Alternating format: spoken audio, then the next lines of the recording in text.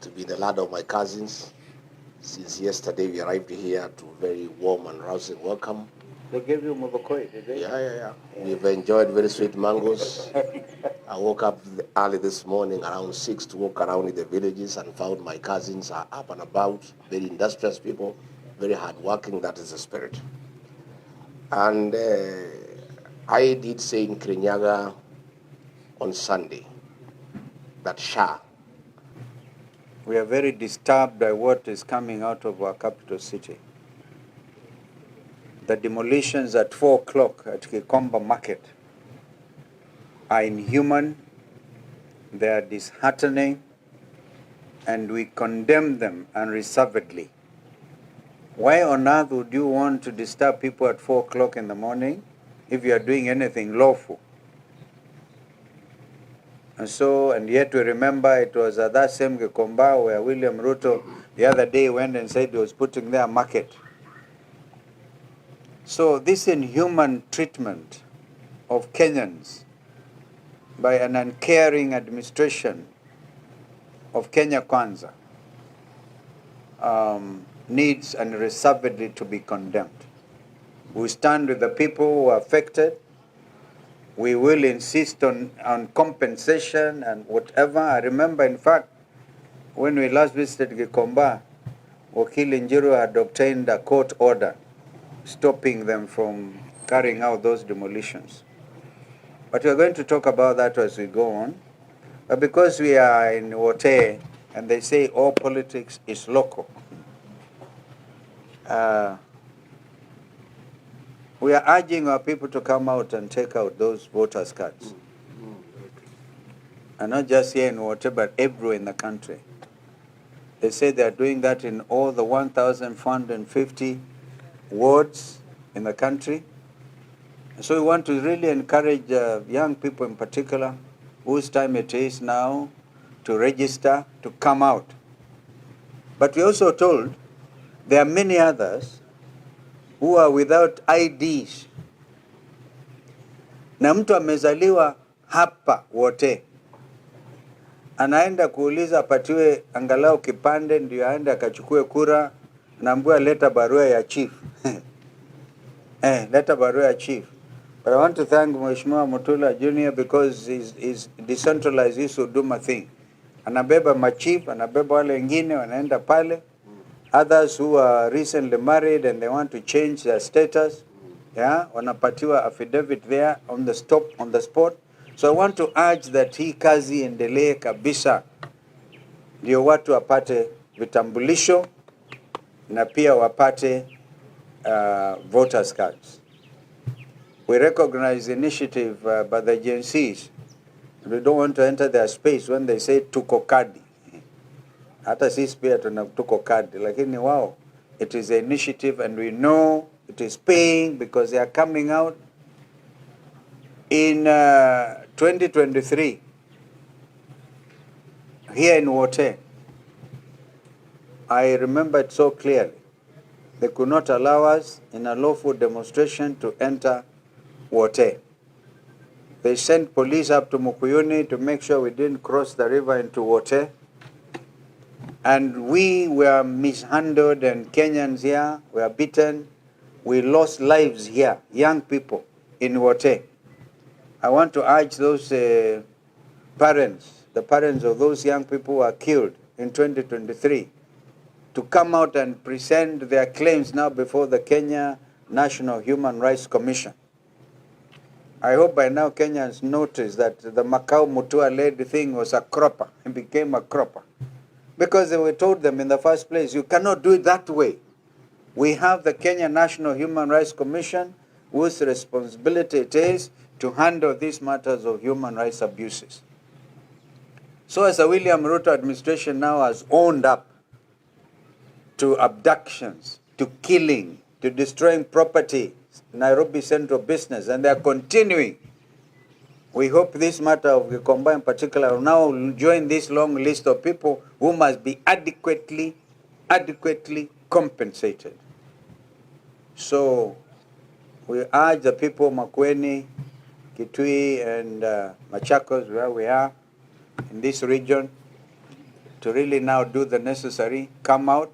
And as they do, we see there's a break kwa mvua kidogo.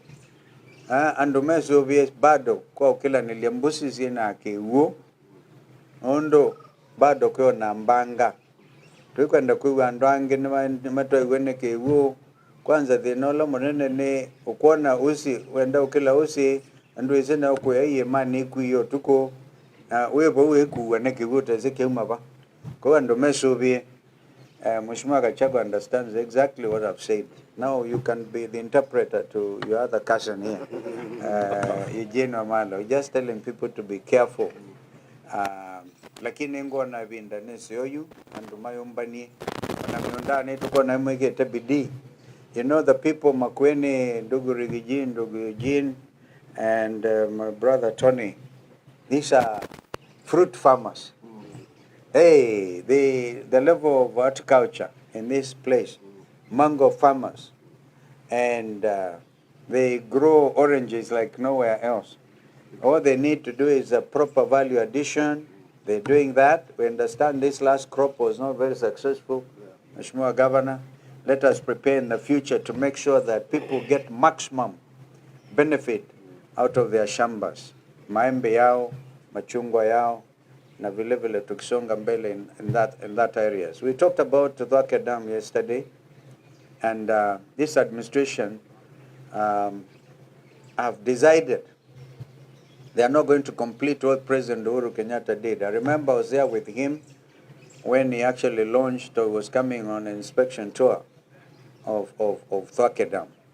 Thwake Dam is an important investment in this country.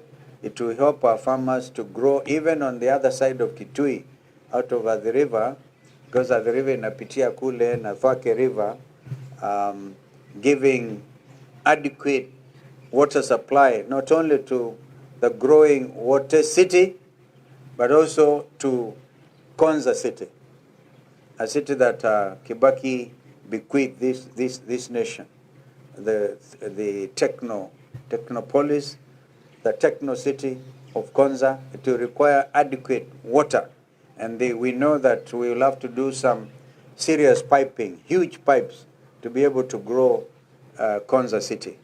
So that is what I wanted to say, and welcoming my brothers here to also make some comments. Ndugu Riggy. Thank you very much. I must say that I'm very excited to be the lad of my cousins. Since yesterday we arrived here to very warm and rousing welcome. They gave you mobokoi, did they? Yeah. We've enjoyed very sweet mangoes. I woke up early this morning around 6 to walk around in the villages and found my cousins are up and about, very industrious people, very hardworking. That is the spirit. And I did say in Kirinyaga on Sunday that SHA, that monster created by William Ruto to rip off the Kenyan nation, we have credible information from experts that it will collapse within 6 months. Since then, Aden Duale has been ranting and writing tweets after every 5 minutes the whole night and posting videos crying that all is well. From our first rally in Tower all the way through Kikima to Wote, I did ask a question to the people of Makueni whether SHA is working, and the answer was no. Yet Aden Duale keeps on saying that SHA is working. But we are on the ground, and our work is to listen to the ground. The people of Makueni, like the rest of Kenyans, know that SHA is a failure. And SHA will collapse because it was not a program to sort out health insurance, but a scheme to rip off the people of Kenya. Aden Duale did challenge me to give information and facts as to what I said. And I've seen he was busy the whole night crying. Let him stop crying. He needs to preserve those tears because what is coming is much more. And we'll continue every day. And I want to thank the people of Kenya, especially public servants, civil servants who are disgruntled by what is happening in Kenya, the theft of public resources, wanton corruption, misappropriation of public funds. They keep on giving us information. I want to assure them that we will treat the information with confidentiality and will not expose them so that they are not exposed to harm by the state. Before the launch of SHA, NHIF had proposed that they be provided with 800 million Kenya shillings to create a new system, to upgrade the system that they had, to make it compliant to the present times. Instead, William Ruto, with a scheme to loot funds from the people of Kenya, scrapped off NHIF and brought SHA. And a system was procured at a cost of 104 billion Kenya shillings. NHIF had indicated that they only needed 800 million Kenya shillings to upgrade the system. A consortium was created, and in this consortium there was Apero Limited with